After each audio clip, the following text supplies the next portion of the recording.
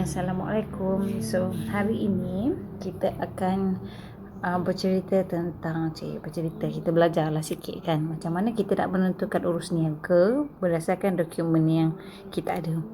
Okey. Biasanya lah kalau dalam prinsip perakaunan ni, bila kita nak buat sesuatu, kita jarang diberi dokumen kan, dia terus dia bagi kita ayat urus niaga. Macam dalam modul 2 persamaan perakaunan, dia nak suruh kita jawab persamaan perakaunan, tapi dia beri sedia kita ayat urus niaga. Contohnya, pemilik membawa masuk modal ataupun membawa masuk tunai dan dibankkan RM1000. Okey, maksudnya ayat tu dah sedia bagi. So sekarang ni ayat tu tak ada. Jadi kita kena tentukan urus niaga itu berdasarkan dokumen yang kita dapat. So itu sebab dalam dokumen perniagaan di dalam modul 3 ini kita belajar fungsi-fungsi bagi setiap dokumen perniagaan tersebut. Ada fungsi itu melibatkan ada dokumen melibatkan berlaku di antara dalaman sahaja, maksudnya antara employer and employees, maksudnya pekerja dan majikan sebagainya. Contohnya pemilik, contoh macam memo, maksudnya kita tahu memo ni fungsi dia nak bagi tahu kalau ada ambilan, ada modal tambahan dan sebagainya.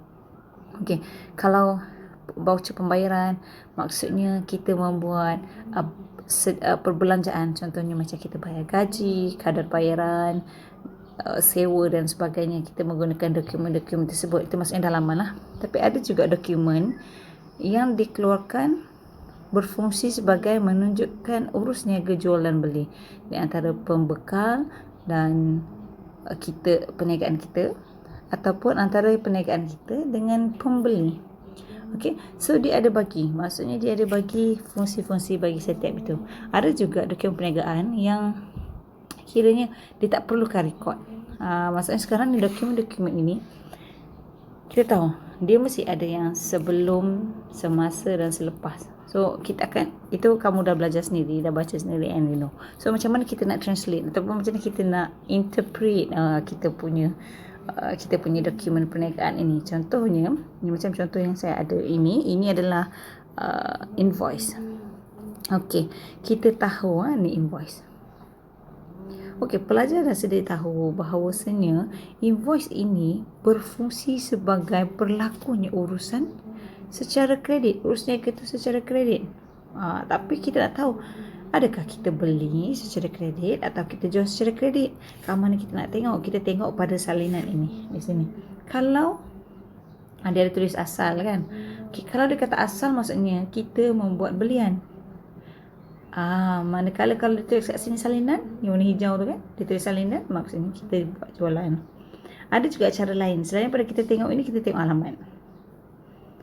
Biasanya kalaulah saya lupa nak type soalan dia kan, dia sebenarnya kita sekarang ni perniagaan surin. Okay, so kita tahu bahawasanya kalau perniagaan surin ni di bawah, kita beli daripada sini. Kita beli daripada kedai komputer Husin tu. Itu maksud dia. Sebab kalau siapa yang kat tengah-tengah tu, macam kalau maksudnya kedudukan dia kat sini, itu maksudnya orang yang jualan tu, maksudnya siapa yang buat jualan, siapa yang keluarkan dokumen tersebut. So disebabkan kita adalah perniagaan surin, yang keluarkan ialah kedai komputer Husin. Maksudnya dalam situasi ini kita membuat urus niaga secara kredit, iaitu kita membeli daripada kedai komputer Husin. Okey, kita dah tahu dah kan, kita tahu, maksudnya kita dah tahu fungsi dia. Invoice yang dikeluarkan oleh komputer Husin ini nak menunjukkan kita telah membuat belian daripada dia. Tapi kita beli apa? Kita tengok pula dekat butiran dia bagi tahu kita beli apa. Sekiranya kita ini syarikat alatan sukan, tapi kita beli komputer Acer, maksudnya bukan kita beli barang niaga kan, maksudnya kita membeli alatan ataupun kelengkapan pejabat. Ini yang kita nak tentukan. Maksudnya bila kita invoice ini dikeluarkan, tujuan dia adalah untuk urus niaga kredit, sebab dia asal dia beli. Okey, dia beli daripada siapa? Daripada kedai komputer Husin.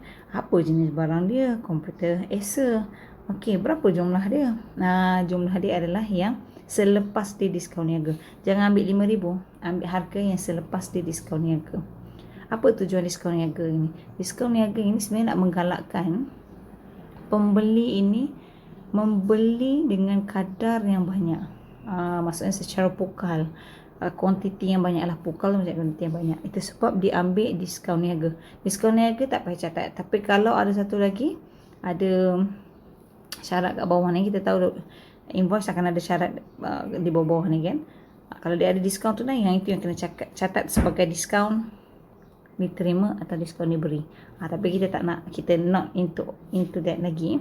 Sebab sekarang ni kita nak fokus kepada invoice. Ini contoh invoice lah.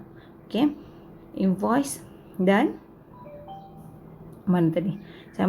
Kita tahu jumlah dia. Ambil jumlah selepas diskaun niaga. So, dia tak adalah mandatory kan dalam exam kena tulis ayat urus niaga, tapi untuk pemahaman kita, pemahaman sejagat orang bilang, okey. Untuk sama-sama kita faham bahawasanya ayat yang cantik yang molek untuk pemahaman kita urus niaga yang berlaku ialah membeli alatan pejabat daripada kedai komputer Husin bernilai 4,500. Nampak? Kita taruh di sini, beli asal daripada kedai komputer Husin. Kita beli apa? Kelengkapan pejabat bernilai 4,500. Ataupun kita boleh terbalik sajalah.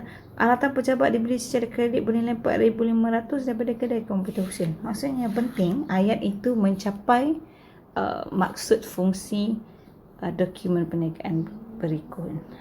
Maksudnya sekarang ni kita kena tahulah, ya. Kita belajar dah sedia. Kita sebab kena, sebelum kita nak nak translate, kita kena faham, kita kena baca betul-betul apa fungsi, the function of every documents that kita dapat tu. Okay, what is the important of knowing this? Macam kenapa kena translate? What for? Okay, actually along prinsip perakaunan nanti kamu akan jumpa soalan yang begini. Maksudnya contohnya kan modul 4 kita akan berjumpa macam mana kita nak catat. Sekiranya kita diberi dokumen perniagaan ini, kita nak catat macam mana dalam jurnal, macam mana kita nak catat dalam catatan bergu. Jadi kalau kita tengok je dokumen tu, kita tak tahu apa fungsi dia. Jadi it's impossible untuk pelajar-pelajar semua untuk jawab lah soalan-soalan tu kan. Ia menjadikan kesukaran. So the most important in this chapter, in this module 3, okay, besides dia adalah satu daripada kitaran perakaunan. Dia merupakan salah satu kitaran perakaunan. Dan dia sangat very important untuk kita tahu urusnya apa yang terlibat. So make some effort untuk baca lebih, to understand lebih every functions of the document, setiap fungsi dokumen tersebut. Okay, so that kita boleh translate dengan jayanya. So all the best, good luck. Semoga berjaya untuk translate. Ini semula, ini saya tunjuk satu je. If upcoming ini kalau ada nak tanya apa-apa for other document, you can ask di bawah. Yalah. Okay, thank you.